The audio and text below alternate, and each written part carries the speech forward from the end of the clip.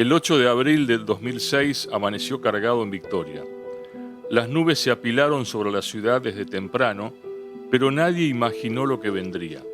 A las 3:30 de la tarde, cuando la lluvia se desató con una violencia que los vecinos de esa zona recordarían el resto de sus vidas, un Volkswagen Gazelle gris avanzaba por las calles anegadas con 6 personas a bordo, 3 adultos y 3 niños. Pero todo terminó en tragedia. El automóvil fue arrastrado por un verdadero río que había formado la lluvia y cayó en un zanjón donde perecieron ahogados 4 de los ocupantes. Solo 2 menores de edad se salvaron. Lamentablemente ese día fue una tragedia el 8 de abril del 2006.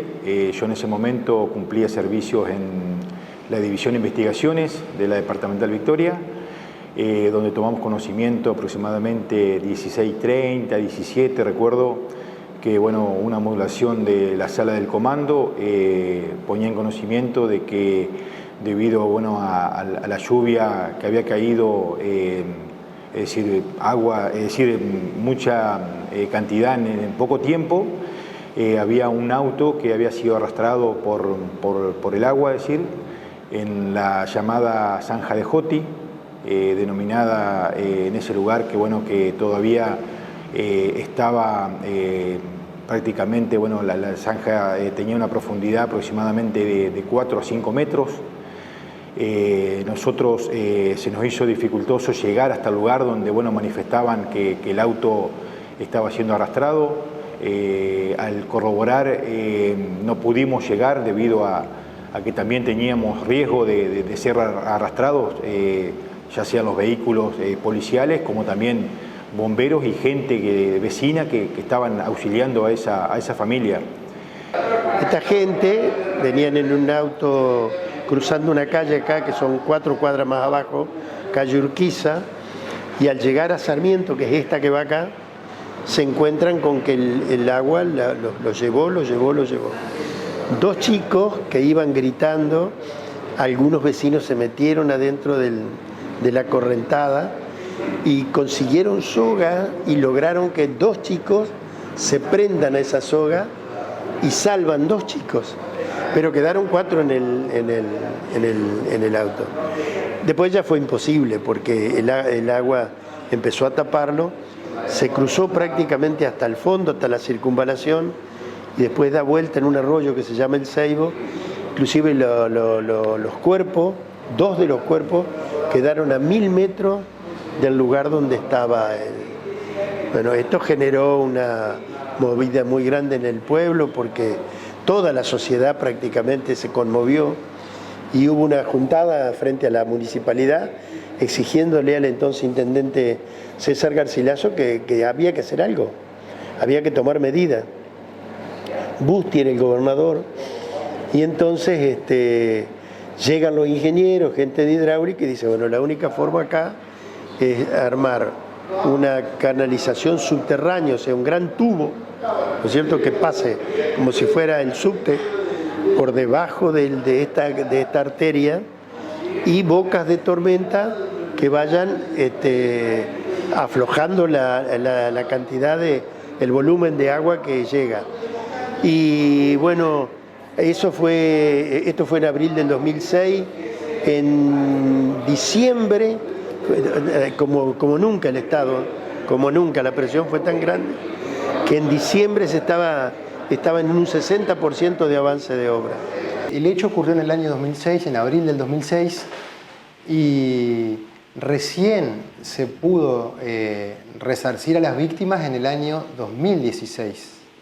Es decir, transcurrieron 10 años, sentencia de primera instancia, sentencia de la Cámara Civil y Comercial Sala Tercera de Paraná, y como tercera instancia la municipalidad interpuso un recurso para llegar hasta el Superior Tribunal de Justicia. A decir verdad, a nosotros nuestro rol como abogados en este hecho fue llevar adelante la demanda civil, ¿no es cierto? Porque ocurrió algo curioso en este caso. En la causa penal, el juez de instrucción de aquel momento declaró que la culpable o responsable, y lo caratuló como homicidio culposo, fue la conductora del vehículo. Decide obviamente extinguir la acción penal por el fallecimiento, porque fallece la conductora del vehículo en ese hecho. Entonces solamente quedaba el camino de un resarcimiento civil. Fue eso lo que pasó. El resarcimiento civil, o la demanda civil, digamos, no solo buscó, porque acá esto me parece que es importante, y no solo buscó el resarcimiento económico, la reparación integral a las víctimas, sino que también buscó una declaración de responsabilidad del Estado, que no se había dado en sede penal, ¿me entendés? El destino real del vehículo era la calle Sarmiento y su intersección con Monte Caseros, a pocas cuadras del centro, donde la topografía singular de Victoria convierte cualquier lluvia intensa en algo parecido a un río. Al fondo, como en el punto más bajo de un embudo invisible, esperaba la llamada Zanja de Joti, una depresión de entre 4 y 6 metros de profundidad que actuaba desde hacía décadas como el gran receptor de todas las aguas pluviales de la ciudad. Ese 8 de abril, la lluvia había caído de manera excepcional, concentrada en pocas horas, y la zanja rugía. Obviamente que fue totalmente inesperado. Estaba en mi casa esperando que llegara Lelia y Fernanda con los chicos, a pasar una tarde, una merienda, que los chicos jugaran. Empezó a llover. Preparé para que ellos, como llovía, unas toallas porque seguramente bajaban húmedos del auto, y no llegaron más. Me quedé con mi hija en casa esperando, y no llegaban. Empecé a llamar por teléfono a mi hermana y el teléfono daba apagado. Para todo esto, la lluvia fue impresionante, algo que no esperábamos. Siempre fue peligrosa esa zona, siempre, pero no pensábamos jamás que iba a suceder esto. Y de repente, no sé qué hora decirte, no recuerdo en este preciso momento, pero habrán sido 5 de la tarde, 5 y algo. Me manda un mensaje, o me llama, no recuerdo bien, pero una amiga mía, Cintia, y me dice que si conocía a un nenito de la escuela que iba a la escuela Francisco Laprida, donde iba mi hija, que se llamaba Lázaro, que si lo conocía Lázaro, que la familia había tenido un accidente en auto. Se los había llevado el agua por la zanja de Joti. No podía creerlo, me desesperé. Yo dije, es mi teléfono que funciona mal, pero viste, en el momento de shock, salgo desesperada a un telecentro, estaba cerrado, me voy hasta la casa de otra de mis amigas, de Sonia, que vivía cerca de casa, a 2 cuadras, y le digo, llévame al esposo. Ya falleció el esposo de ella, que también tuvo un accidente cuando era chico, se hundió una lancha en Victoria, y él fue uno de los sobrevivientes en el Riacho. Y bueno, le dije que parecía que a mi amiga se le había llevado el auto, pero yo convencida de que no era mi hermano, o sea, pensando que era un accidente y que mi amiga tuvo un accidente, pero no estando mi hermana ahí. Porque yo sabía que Clelia venía por un lado y mi hermana venía por otro, que no venían juntas ellas. Estaban invitadas las dos a la casa, pero no juntas. Yo era chica, tenía 9 años, recuerdo que me dejaron en la casa un vecino y todo era radio. Radio, se escuchaba todo, estaban escuchando el volumen a pleno, porque el barrio estaba todo preocupado por el mismo tema, de que no sabían quién eran los 4 ocupantes del accidente. Y recuerdo salir afuera con la lluvia y que me mojara. No sé cómo explicarlo, pero ya sentís algo. Al saber que esas 4 personas faltan en tu casa. Y bueno, y después esperando que pasara el tiempo, que dijeran los nombres, era muy difícil, se hizo muy tarde. Y bueno, hasta que los encontraron. La correntada los llevó hacia un punto que tuvieron que recorrer. Entonces se hizo muy tarde y nos enteramos tarde. Me recuerdo que estaba todo oscuro ya. Y bueno. llegó la noticia. Fue bastante choqueante. Siento que se podía haber prevenido.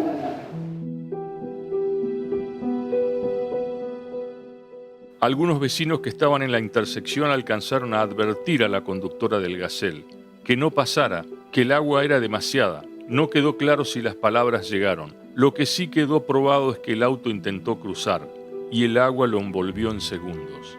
El Gazelle dejó de obedecer el volante, empezó a derivar y fue arrastrado a lo largo de lo que calcularon en unos 1200 metros hasta que la zanja lo recibió sin barandas, sin vallado, sin ningún obstáculo que pudiera haber detenido la caída. Fue un día muy lluvioso, muy lluvioso. Yo estaba trabajando y decidí hacer un par de horas extra porque no había más para hacer. Al llegar a mi casa, a bañarme, llega una vecina y me traía a mi sobrina. Y mi hermana estaba en el hospital, había pasado algo. Yo ese algo no sabía qué era. Había escuchado sirena de bomberos, pero no tenía bien claro, en la radio no habían dicho nada. En ese periodo se manejaba toda la información por radio.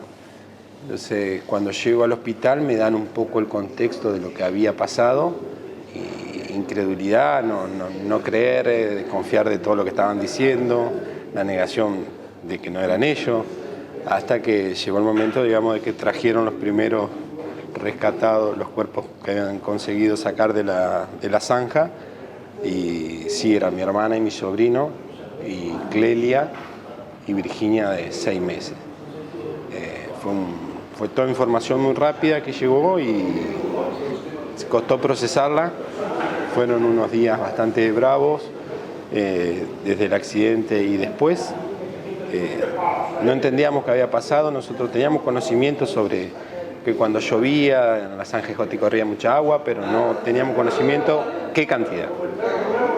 Cuando iniciábamos todas las acciones legales, empezamos a encontrarnos con peritos y con gente que nos explicaba qué sucedía cuando un auto estaba en una corriente de agua a 50 centímetros, perdía el control totalmente. Esto llegó casi a 80 centímetros, así que el auto no tuvo posibilidad de salir y, bueno, procesar todo el dolor, todo el sufrimiento y después entender por qué pasó, que fue el hecho, digamos, que a nosotros nos dolió más porque ya había habido casos, antecedentes de carretas, caballos, autos, niños, bicicletas, un montón de cosas que se había llevado la lluvia cuando era fuerte y la topografía de la ciudad hizo ese camino que hoy se conoce como la zanja de Joti, que es donde sucedió todo.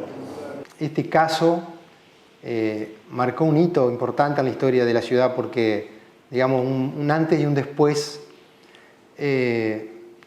porque estableció la responsabilidad del Estado por omisión en este tipo de cuestiones.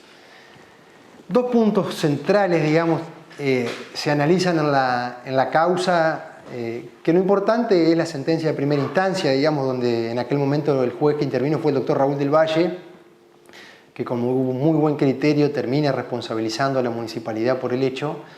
Y 2 puntos importantes, digamos, de lo jurídico, que es lo que yo te puedo hablar, es, en primer lugar, una violación del deber de seguridad por parte de la municipalidad. Es decir, se omitió cumplir con deberes impuestos por una ordenanza municipal, por una ley de en aquel momento de la 3001, que era la ley de municipio, que estaba vigente en aquel entonces, donde se violan, obviamente, imposiciones legales atinentes a lo que es toda la seguridad urbana y la seguridad vial. Y también, obviamente, la falta de la omisión en no advertir un peligro en la circulación, como fue en este caso. Y por otro lado, hay una cuestión que también se dilucida en el fallo, que es la cuestión de la previsibilidad, si era un hecho previsible o no.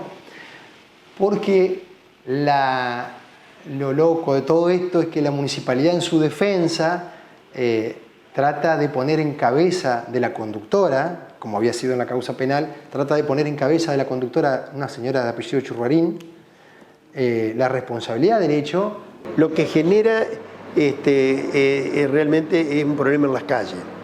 El problema en las calles que genera es terrible, sobre todo en zonas, hay una zona acá que se llama el Quinto Cuartel, que cuando llueve torrencialmente canaliza una loma muy alta que está en la zona donde está el hospital, y toda esa agua se concentra rumbo al río, que va a desembocar en el río, y esa zona no ha habido accidentes, pero son zonas potencialmente peligrosas, 2 o 3 zonas peligrosas en Victoria.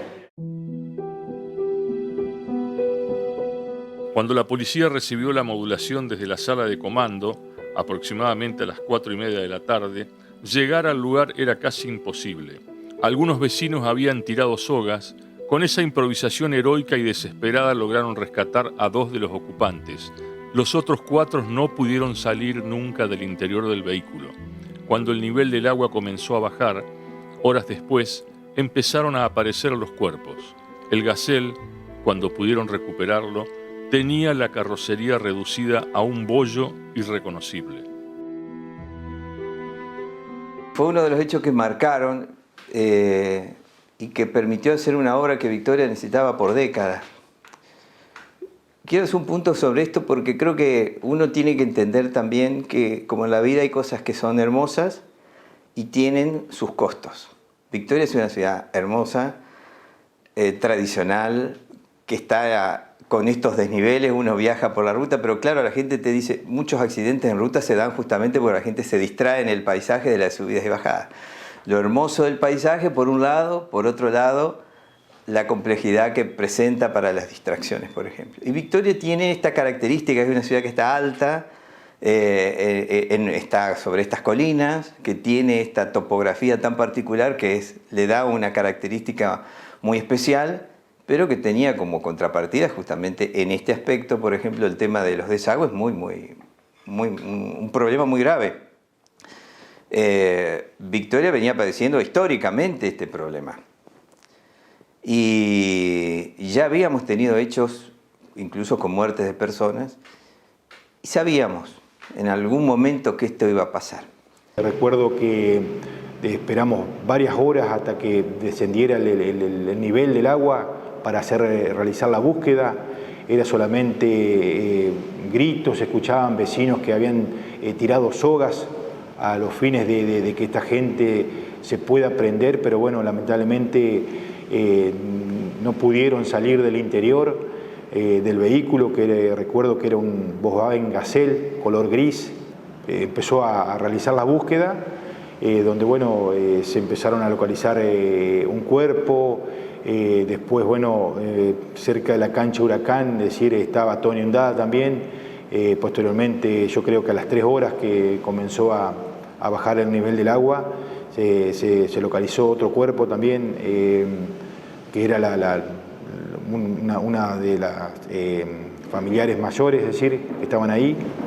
Y bueno, quedaba en localizar un menor de edad de 1 año y medio, el cual, bueno, fue localizado aproximadamente desde el lugar de ahí de Montecaseros y Sarmiento, donde comenzó el auto a llevarse la correntada. Yo creo que había 2,5 kilómetros aproximadamente de distancia. Entonces, ¿dónde estaba mi hermana? Entonces se fue otra mujer ahí, no sé, y me decía, quédate tranquila, ya va a aparecer, y mi marido, mi hermano, porque no recuerdo, hay lapsos que yo perdí de memoria, bloqueé, digamos, se van al barrio donde nosotros vivíamos, cuando jóvenes, cuando niños, que es donde vivía mi hermano y mi hermana, y empieza a preguntarle a los vecinos. La vecina al lado dice, no, vino Clelia, la buscó y se fue, todo esto sin enterarse. Y yo llamando a todos los conocidos, preguntando dónde estaban, que si no vieron a mi hermana, la chica del cumpleaños, a los que iban al cumpleaños, a los otros vecinos que tenían número de teléfono, porque en ese entonces no todos tenían un acceso a un celular. Y yo llamaba a todos y todos me decían, no la vi, no vino, se suspendió el cumpleaños, etc. Y en un determinado momento me dicen, no, se vio con Clelia. Mi hermano o mi marido trae esa noticia y ya empezaron a aparecer todos los vecinos del barrio, semejante barrio, porque es un barrio espectacular donde yo crecí. Y se empiezan a quedar. Yo en mi estado de shock creo que no me daba cuenta que en la radio ya estaban dando la información precisa. Yo en ese entonces estaba trabajando en otro medio, en el ET39, pero recuerdo que hacíamos, las vecinales, de la zanja de Joti vecinales, hacían tortas fritas, hacían cosas para vender, para juntar dinero para el desagüe. Y la obra era millonaria. Y uno, como cronista, le hacía las notas, le daba espacio en el medio, pero sabía en el fondo que esto no se iba a conseguir, ¿no? Y decíamos, ¿cuántas tortas fritas tendrá que vender esta gente para poder hacer? La municipalidad no podía hacerse cargo de una obra de esas características. La ciudad entera se sacudió y el barrio del Cuarto Cuartel se volcó a la búsqueda. La iglesia organizó una misa multitudinaria que desbordó la parroquia y llegó a la calle. Los velatorios fueron seguidos de caravanas al cementerio que Victoria no olvidaría. Habían muerto 4 personas. Eso era lo que convertía la tragedia en algo diferente a un accidente. La ciudad sabía que eso iba a pasar. No era una intuición vaga. Había antecedentes concretos, documentados, acumulados durante años. Carretas, caballos, bicicletas, niños, automóviles. Todos habían sido arrastrados por esa zanja en lluvias anteriores. ¿Qué dijo la municipalidad? Que se trataba de un lugar que todos los ciudadanos de Victoria conocían que era peligroso cuando llovía torrencialmente. En segundo lugar dice, esta mujer llegó al lugar, a la intersección, vio que corría el agua, que había una correntada considerable y sin embargo quiso igual intentar cruzar y no pudo. Y en un tercer ítem la municipalidad dice, estas personas que iban adentro del auto fueron advertidas por algunas personas previamente a llegar a esa intersección, cosa que en la causa civil eso el juez no termina formando el convencimiento del juez y no quedó muy bien probado, pero la cuestión importante, me parece a mí desde el punto de vista jurídico, y por eso te digo que marcó un hito en la historia de la ciudad, es el hecho de que el juez establece que no se le exigía a la municipalidad que haya hecho grandes obras de infraestructura, porque en aquel momento tampoco lo podía la municipalidad porque no daban ni la capacidad contributiva ni la capacidad presupuestaria para hacer semejantes obras de ingeniería civil y de semejante envergadura. Con lo cual el juez dice, no se le pedía que hagan obras de ingeniería, lo que se le estaba pidiendo es que hagan prevención, es decir, que pongan un cartel, una señalización que digan no circular en días de lluvia porque es peligroso, poner una unidad de tránsito o alguien poner un vallado cerca de la zanja o un guardarrail para evitar justamente lo que pasó, el desborde y la caída del auto. Bueno, eso me parece que es lo importante del fallo. Yo tengo la idea que alguien le advirtió a esta gente, no pasen, no va a pasar el auto, no va a aguantar. Y bueno, tengo la idea que a pesar de las recomendaciones, la gente intentó pasar y bueno, después agarró el auto unos 1200 metros aproximadamente, trasladó un Volkswagen Gazelle gris, lo fue llevando por lo que sería el desagüe natural, hasta lo que era la zanja, que era el desagüe natural, y después, bueno, ahí ya la gente intentó rescatar a la gente, dos personas pudieron ser rescatadas, murieron estas 4 personas, un bebé, una niña, 2 mujeres, y es más, fue tal la potencia, digamos, de la naturaleza, que eso es algo que te hace reflexionar también, ¿no? Uno, qué vulnerables somos a este tipo de cosas, que se los encontró ya en el bulevar, o sea, ya en la salida de la ciudad, recién después se encontraron los cuerpos, o sea, ni siquiera pudimos seguir el rastro del vehículo para saber qué es lo que había pasado con los cuerpos. Fue terrible, pero nos puso digamos, ante la dimensión de determinadas problemáticas. Primero esta, la de la naturaleza, y la otra, que el Estado mata, que el Estado cuando te olvida, se muere gente. Fue una tragedia que todo el barrio colaboró, trató de ayudar, estaba, es decir, mucha gente quedó admirada, también mucha gente no salió a ayudar debido al miedo que tenía de que la lleve el agua, es decir, porque una zanja de 4 o 5 metros estar al nivel de la calle, es decir, era muy asombroso ver el correr y la turbulencia del agua como llevaba a las personas, es decir, ver ese momento, uno a veces queda inmóvil y bueno, se trata de hacer lo que se puede, pero todos cuidaban que no ocurriera otra fatalidad. Prácticamente todas las autoridades de la iglesia acá se sumaron para acompañar a todos los familiares de víctimas, ¿no es cierto? Acompañaron todo lo que fue el velatorio y prácticamente participaron mucho y se le pidió una misa multitudinaria que fue hasta que era la parroquia, ahora es basílica, pero hasta la calle hubo una manifestación importante. La Municipalidad de Victoria a su vez no ignoraba el problema. Existían proyectos de factibilidad, estudios de ingeniería, diagnósticos técnicos. El dinero nunca apareció, las obras nunca se hicieron y las advertencias se fueron acumulando en cajones. Cuando las familias de las víctimas, todavía bajo el shock del duelo, organizaron una marcha pacífica frente a la comuna para pedir justicia y reclamar obras, buscaban apoyo y no confrontación. La respuesta del intendente de entonces, César Garcilaso, y de una funcionaria municipal fue catalogar la tragedia como responsabilidad de las propias víctimas. Esa reacción, torpe y sin tacto, según quienes la vivieron, fue la que empujó a las familias a iniciar acciones legales. No sabía que era mi hermana. Y no sabía que Clelia había fallecido ni la bebé. Entonces me dijeron que Lázaro estaba internado, pero que no lo podíamos ver.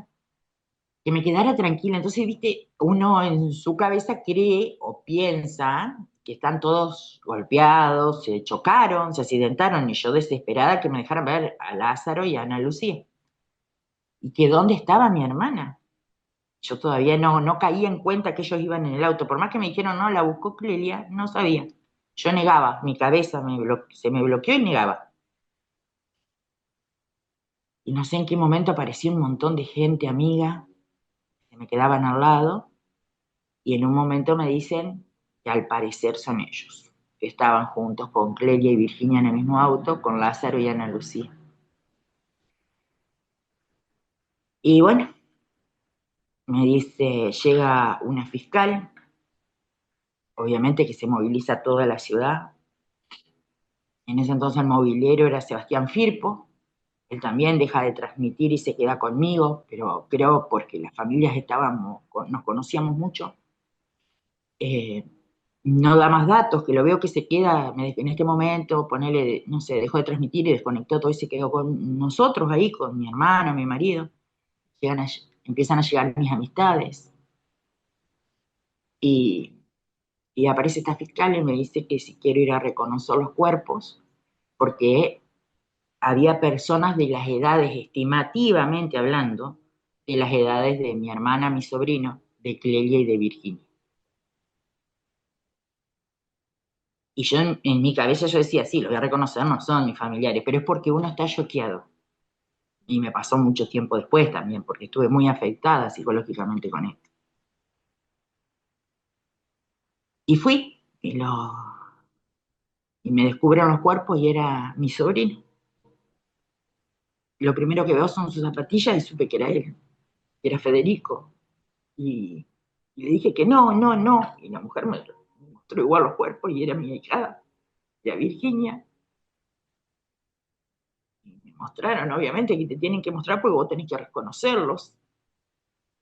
Y era Fernanda y era Clelia. Tuve un shock emocional muy fuerte, que no podía creer eso que estaba pasando.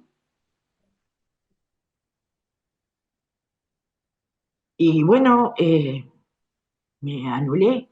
En ese momento estaba de intendente César Garcilaso, que uno pensaba, bueno, esto va a ser la debacle digamos, política, ¿no? Porque siempre se busca una figura, alguien en quien recaer la responsabilidad. Sin embargo, creo yo que después, con el paso de los meses, de los años y con el avance de la obra, con la astucia política que tenía César Garcilaso, logró revertir un poco esa imagen y le permitió después continuar fuerte en el tema de la política. Pero en ese momento todos pensamos que era el final de su carrera política, que evidentemente no lo fue. Esa zona, es decir, siempre tuvo ese inconveniente, es decir, siempre la Zanja de la Joti era la desembocadura de todo el desagüe de la ciudad, hasta que bueno, se hizo la canalización de la parte fluvial, es decir, hasta que se concretó la obra. Actualmente, bueno, lluvias también, lluvias que actualmente están cayendo, también a veces tienen esa problemática, no como en ese momento, pero es una desembocadura que, bueno, que cae, es decir, todo el agua de la lluvia desembocan en ese lugar. La causa penal tuvo un desenlace paradójico.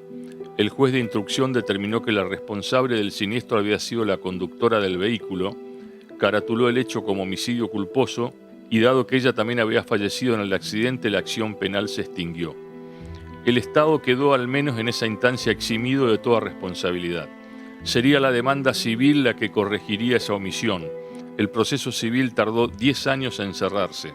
La primera sentencia de instancia llegó en 2013, dictada por el juez Raúl del Valle, y fue una decisión que marcaría un precedente jurídico para toda la provincia, porque el magistrado desestimó el argumento municipal y estableció ejes de responsabilidad del Estado. Y en el shock lo único que pensé es: vamos a donar los órganos, ¿viste? Y no se podían donar los órganos, porque para todo esto había pasado, era de tardecita. Cuando reconocí los cuerpos habrá sido tardecita noche, porque no encontraban los cuerpos. Yo para todo sin saber que todavía estaban en la búsqueda de los cuerpos, que estaban en el barro, en el lodo, todo lo que había quedado después de la lluvia. Porque el primero fue que yo me fui al hospital a buscar a mi amiga que habían tenido un accidente con la familia. Pero nunca que estaba mi hermana ahí, ni que se los había llevado el agua, que el teléfono se había mojado y por eso no me atendían. Que tampoco no era que los sacaran así, se ahogaron, no los encontraban, los cuerpos estaban todos con barro, con ramas, golpeados, quebrados, horrible. Entonces había pasado un montón de tiempo, pero como te digo, en el shock no me daba cuenta cuánto tiempo pasó o cómo fue la situación. Y entonces, bueno, mis vecinos, Liliana, mi tío Ricardo, ellos se ocuparon de, viste que decía, a llamar a la funeraria. En ese momento no se te prende la lámpara. Yo quería que donaran los órganos, que ellos siguieran viviendo a toda costa, porque vos querés que sigan viviendo en alguien, aunque sea. No asimilás ese golpe. Y bueno, y ellos nos ayudaron. Te digo la verdad, no sé ni cómo fue, que estábamos en San Cayetano. Eva, mi madrina, fue incondicional, estuvo continuamente Eva Temporetti. Fue una de las personas que en ese estado de shock, que yo digo que no debo haber podido decir hola, estuvo presente siempre, me ayudó a cambiar a mi hermana, que yo era como que no era mi hermana, después como que se te nubla la cabeza, no sé cómo explicártelo. Porque los habían bañado, estaban todos con barros, como te digo, en el hospital nos atendieron muy, muy bien. Los bañaron, limpiaron todos los cuerpos que estaban con barro. Imagínate los bebés. Mi sobrino tenía 4 años, iba a cumplir 5. Eso fue el 8. Y mi sobrino cumplía el 13. Y bueno, ellos organizaron todo y no sé en qué momento estábamos en San Cayetano. Yo lo único que veía era gente, sin poder asimilar lo que pasaba. Mira, va quedando en el olvido. Uno recuerda cuando estos programas que hacen ustedes ayudan mucho un poco para traer presente y darnos cuenta, reflexionar sobre otras cosas, ¿no? Pero sí, nos vamos olvidando. Yo incluso cuando trataba, por eso te digo, fui reconstruyendo en estos días que sabían que íbamos a charlar temas y yo estaba trabajando periodísticamente. Imagínate vos para la gente común. Por ahí uno tiene otras ideas. Incluso hasta con el auto decíamos, ¿era un Tauno? ¿Era un Ford Falcon? No, era un Renault 12. No, era un Gazelle. Las ideas se van perdiendo, uno también va agregándole como en la construcción del recuerdo sus propios elementos, algunos ni siquiera reales, y en otros casos eso se va diluyendo y se va perdiendo. Pero bueno, es importante señalar que estas vidas lograron, lamentablemente en esta situación tan trágica, una mejor calidad de vida para gran parte, para toda la ciudad principalmente, porque esta es una obra fundamental que no sé si hoy eso no hubiera pasado, si no todavía hoy estaríamos hablando de la obra que no se hizo, ¿no? Que se necesita en la ciudad, porque bueno, a los municipios necesitan irremediablemente cada vez más los aportes nacionales y provinciales para poder realizar obras de estas características. Uno piensa que la lluvia no es nada. Y nunca pensás que está tan mal todo, que era la cantidad de agua, la basura que estaba acumulada, porque ahí después empezás a ver cómo son las cosas. Obviamente que no estaba hecha la obra todavía.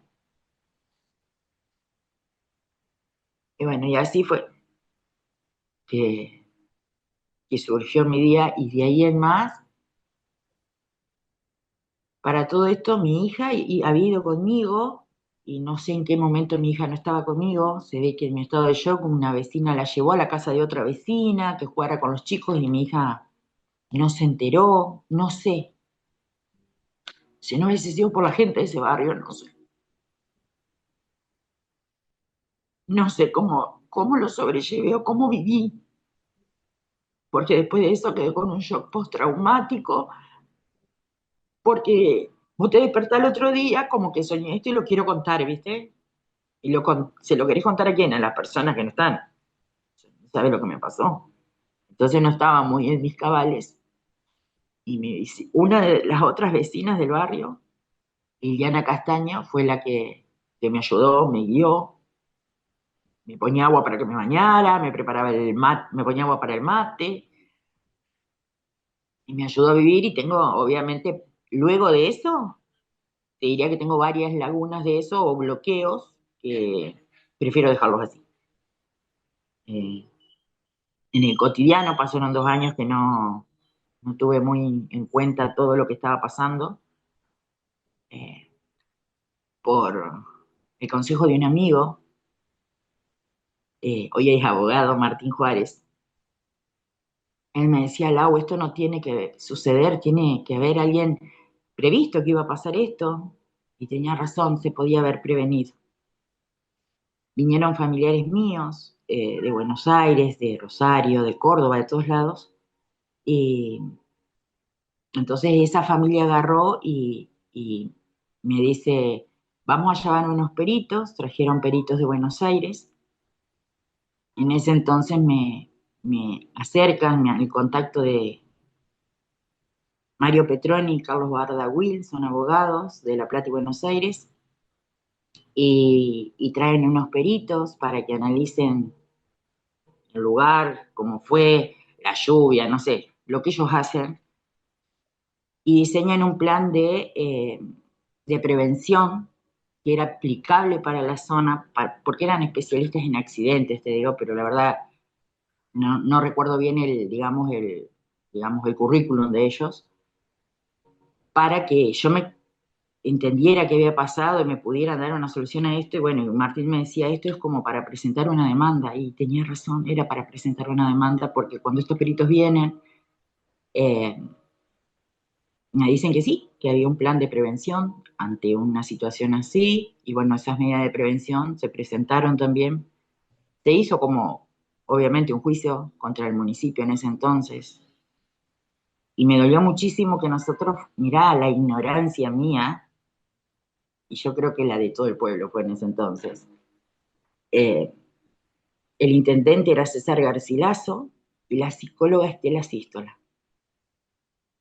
Fuimos en marcha pacífica a pedir justicia, como pidiendo una movida para que esto no volviera a ocurrir, respaldando al municipio de Victoria para que solicitara obras, para que cumplieran con eso, se solucionara, se entubara la zanja, llegar a plata de provincia, lo típico que pasa en cualquier ciudad cuando uno quiere una obra o hay un accidente, es juntar firmas, solicitarlo por nota al municipio, etcétera. Esto iba a tener, imagínate que a semejante tragedia tuvo repercusión en todos lados.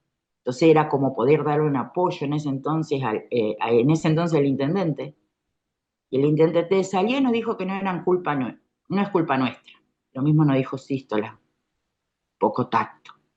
Faltó tacto de aquí a la China porque no le estábamos echando la culpa. Era algo que, vos decís, ellos podrían haber prevenido, ellos conocían, mi amiga era de Gualeguay, la que manejaba el auto. Hacía un tiempo que vivía en Victoria, no tenía idea de que eso era tan grave.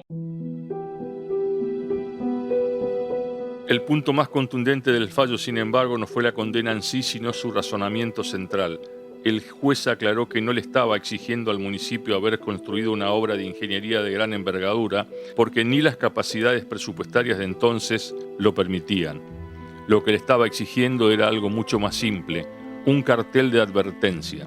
La Cámara Civil y Comercial de la Sala 3 de Paraná confirmó la sentencia en todos sus términos y agregó una precisión importante. La decisión de la conductora de intentar cruzar fue una condición del siniestro, pero no su causa. Hay algunos testigos en la causa civil que manifiestan que le advirtieron a la gente. El juez, ¿qué dice en ese caso al analizar los testimonios de esas personas? Dice, la verdad que no me convence el testimonio porque dice, en semejante lluvia torrencial, a lo mejor esta gente ni escuchó ni vio en la preocupación que venía, que iban conduciendo, ni la escucharon ni la vieron que le estaban advirtiendo de eso. Eso fue un poco el razonamiento del juez en su momento y me parece atinado, digamos. No lo sé por qué tardó tanto en este caso. Quizás fue porque también puede haberse demorado un poco la causa penal, pero hoy ha mejorado mucho el tiempo de la respuesta de la justicia a lo que era antes. Hoy un juicio de eso, mirá, fíjate lo que terminó demorando 10 años. Obviamente que la demora también viene tras apelaciones, tras recursos, y eso hace que se vaya alargando cualquier proceso judicial.